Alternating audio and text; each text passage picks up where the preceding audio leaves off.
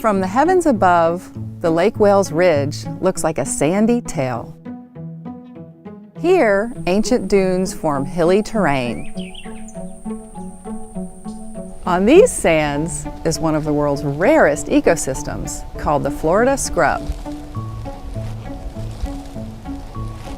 Biologists from Archbold Biological Station study the special plants and animals.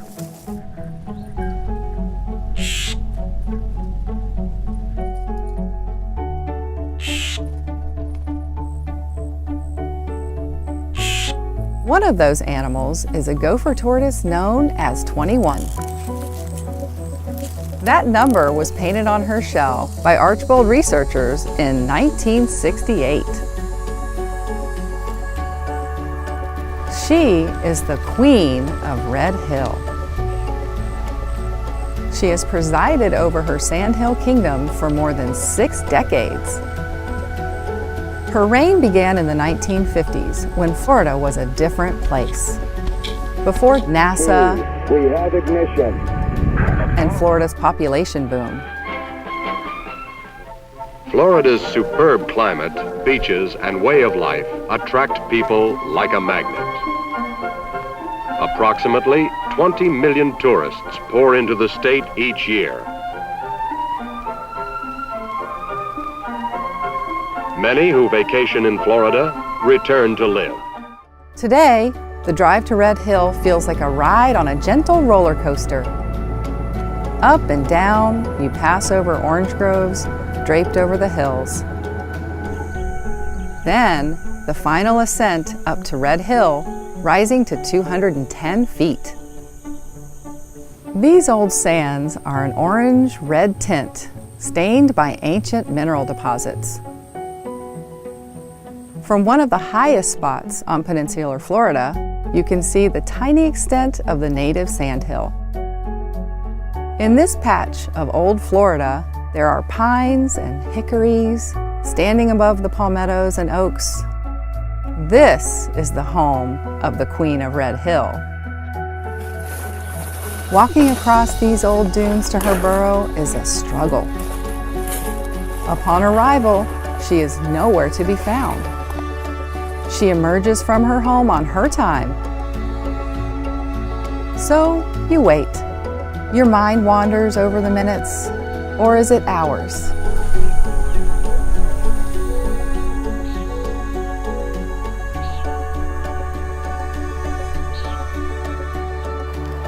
Finally, the queen emerges out of her sandy underworld and into the light.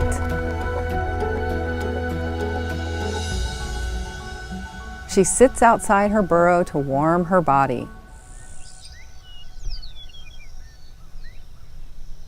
When ready, she ventures out to graze grasses and fruits on this protected hilltop, as she has for more than 60 years. This is a film about the gopher tortoises of Red Hill and the special people whose vision and dedication made this story possible. A story about time, then and now. The deliberate pace of a tortoise, measured against the speed of human activity and change. Right here in the heart of Florida. Tortoise 21 and other Red Hill residents came close to losing their unique home. To tell this story, we have to go back in time.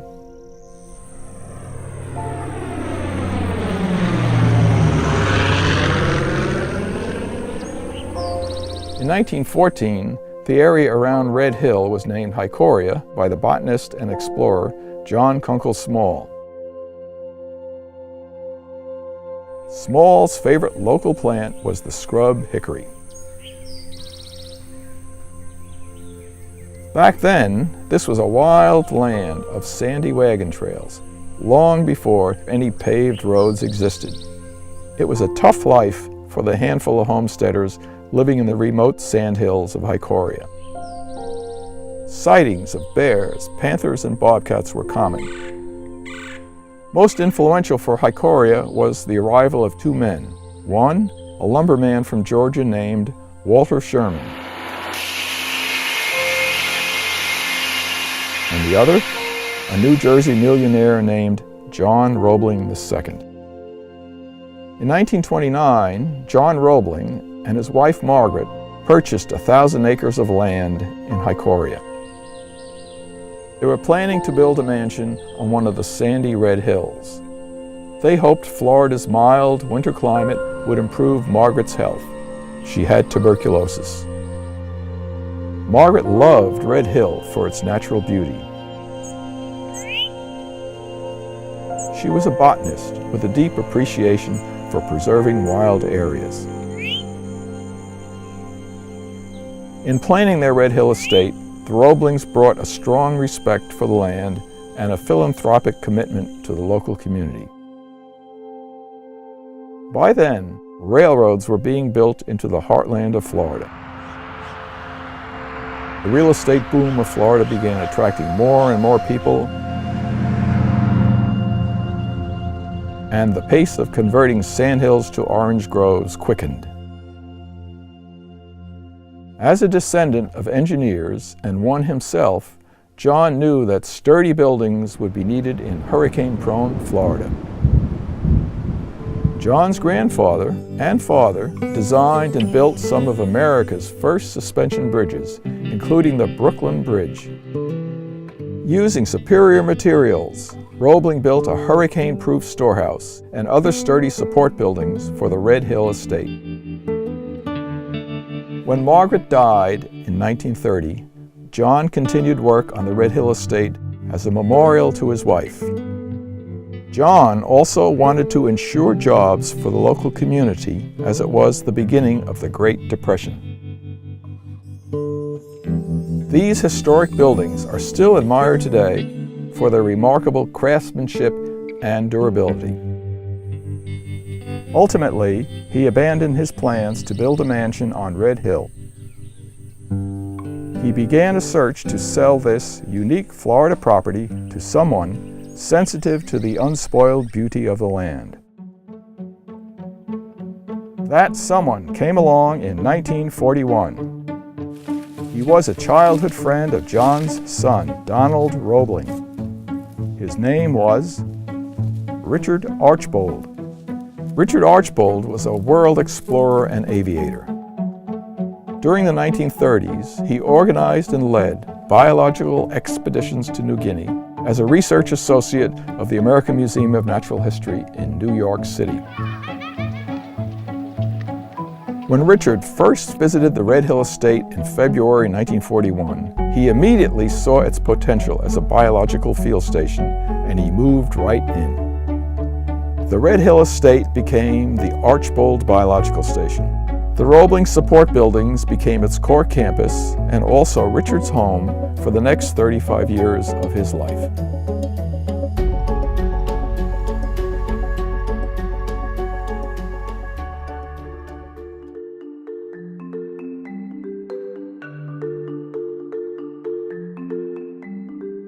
Over time, Archbold Biological Station attracted biologists from many disciplines.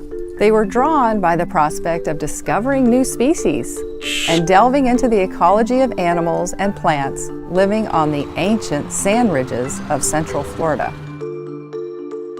In 1967, Richard Archbold hired Dr. Jim Layne to be the station's research director.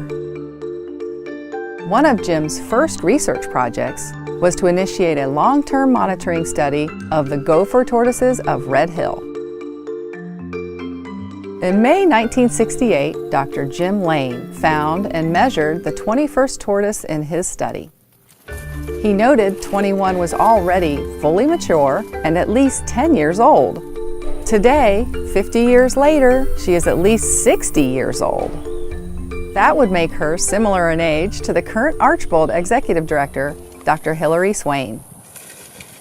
There's a little gopher frog there, right in the entrance. Nobody else at home. Hang on. Oh, she is coming up. She's there. I can hear her breathing. There's almost nothing better than interacting with an individual when not only do you know which species it is and where they are, but you also have an insight into their entire life, and you have some understanding not only into the life of gopher tortoises, but sort of into what it means to be an ecologist, and also what it means to have a true deep understanding of time and an ecosystem. During 21's lifetime, many people moved to Florida to live, work, and play. Like much of Florida's well-drained high ground, the ridge was cleared for cultivation and urban development. Red Hill became disconnected from neighboring sandhills. Similar development occurred throughout the state of Florida, destroying gopher tortoise habitat.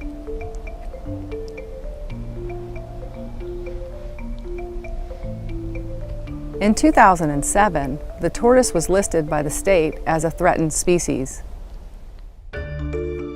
Development was bad news for hundreds of other animals that use tortoise burrows and live with tortoises. These animals include gopher frogs, the Florida mouse,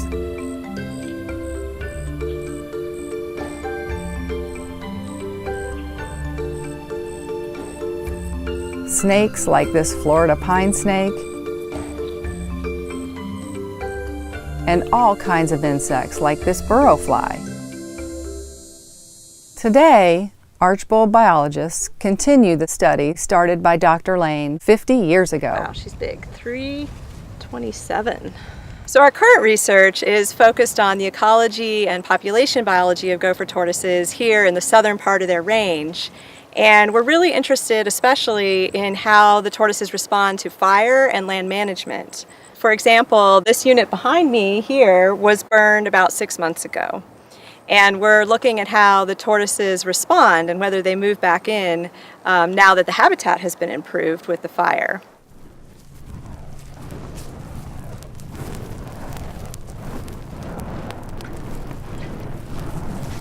Frequent fires create the open understory needed by tortoises on Red Hill.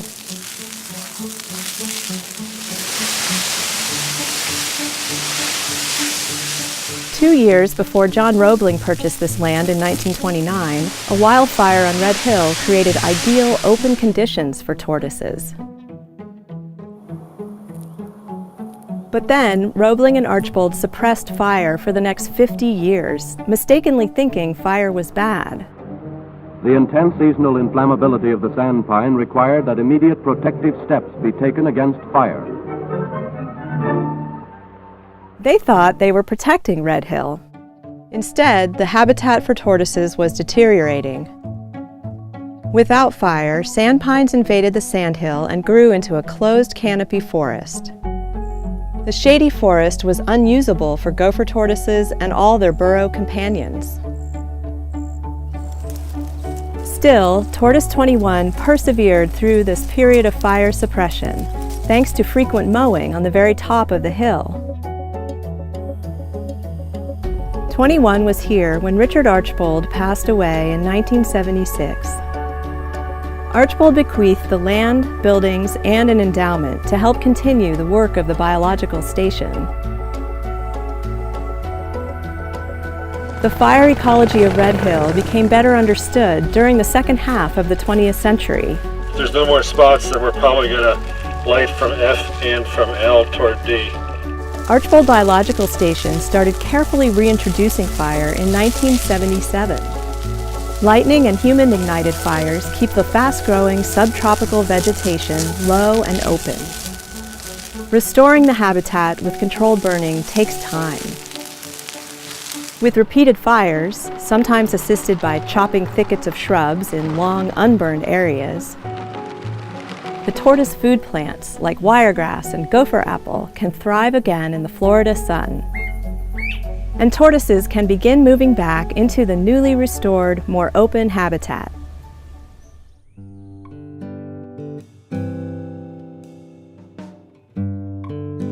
Gopher tortoises need open, sunny spots for nesting, basking, and feeding. We are radio tracking the tortoises on Red Hill to see how quickly they return and whether they will nest in restored areas. Tortoise 21 did just that. In 2014, she moved into this area on top of Red Hill a few months after a prescribed burn. Male tortoise 158 quickly followed. And then a younger male, 1459, showed up too.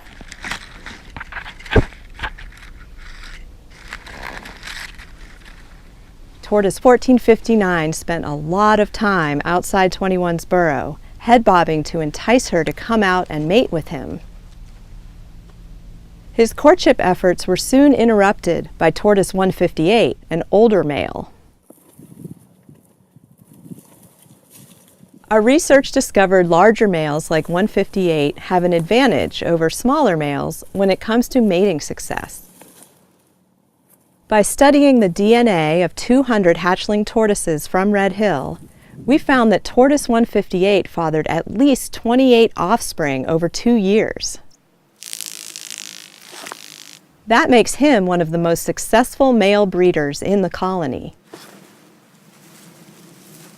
On the other hand, the DNA of the smaller male, 1459, was not a match to any of the 200 hatchlings we tested.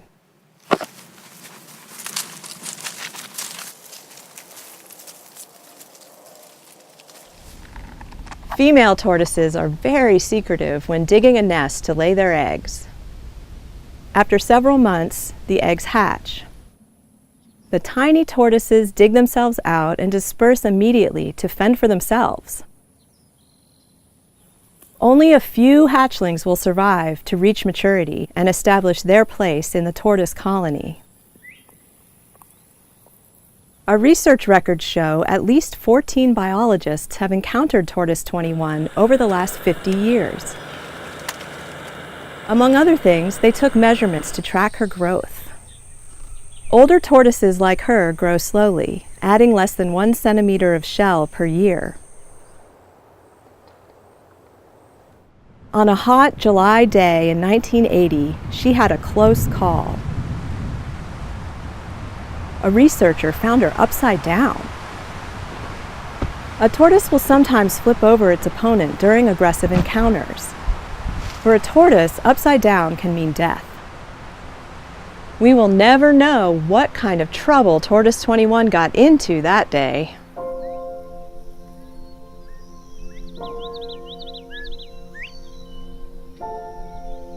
We don't know much about the complex society of tortoises, like how a tortoise chooses a mate or interacts with its close relatives.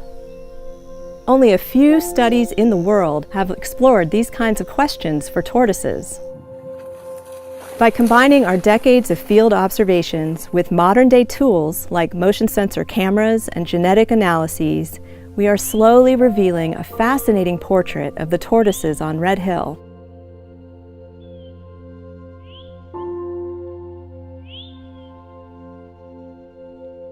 We look forward to all we have yet to learn as we continue to follow and protect the Queen of Red Hill, her descendants, and her neighbors in the years to come.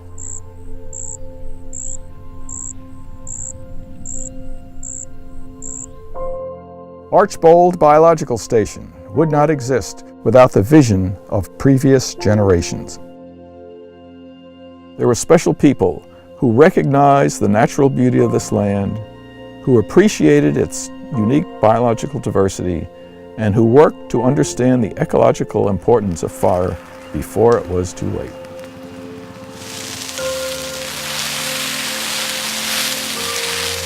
Perhaps nearby, there's an heir to this long-lived monarch. Her gifts are her surviving offspring. And here at Red Hill, gopher tortoises will endure for a very long time.